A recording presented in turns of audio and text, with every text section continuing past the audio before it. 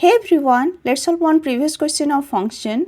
This question was asked in GATE CS 2024 set 1 question number 22. Let A and B be non-empty finite set such that there exists one-to-one and onto function from A to B and from A cross A to A union B. The number of possible value of A cardinal T is dash. I already discussed function, just go through lecture before solving this question. Here it's given A and B are non-empty finite set and there exists a one-to-one and onto function. Both one-to-one onto means there is a bijection relation. If A cardinality equals to n, then B cardinality also n. So number of elements in both set A and B are same if there is a one-to-one and onto function from A to B. In A cross A, how many elements are there? If A contain n elements, A cross A contain n square elements, right? This is a cross product. A union B can be less than equals to 2n. We already know A union B formula. A union B equals to A cardinality plus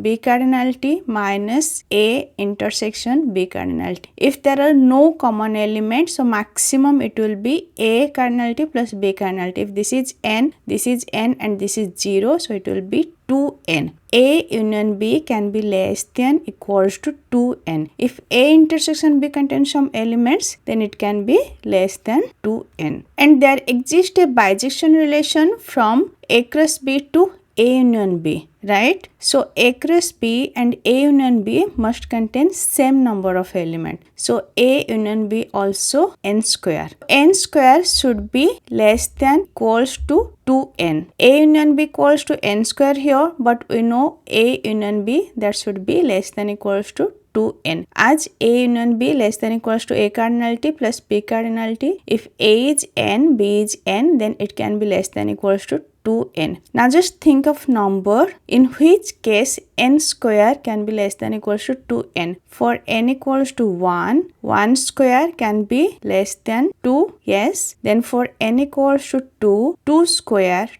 is how much? 4 equals to 2 multiplied 2, 4. Both are same. For n equals to 3, 3 square less than equals to 2 multiplied 3? No. So 3 square is 9. 2 multiplied 3 is 6. This is wrong. N square less than equals to 2n. From both sides we can cancel n. So n should be less than equals to 2. And here it's given it's a non-empty finite set. Cannot be 0. It can be either 1 or 2. So maximum possible value is 2. I already discussed functions, just go through lecture, and if this lecture is helpful for you, please like, share and subscribe. Thank you.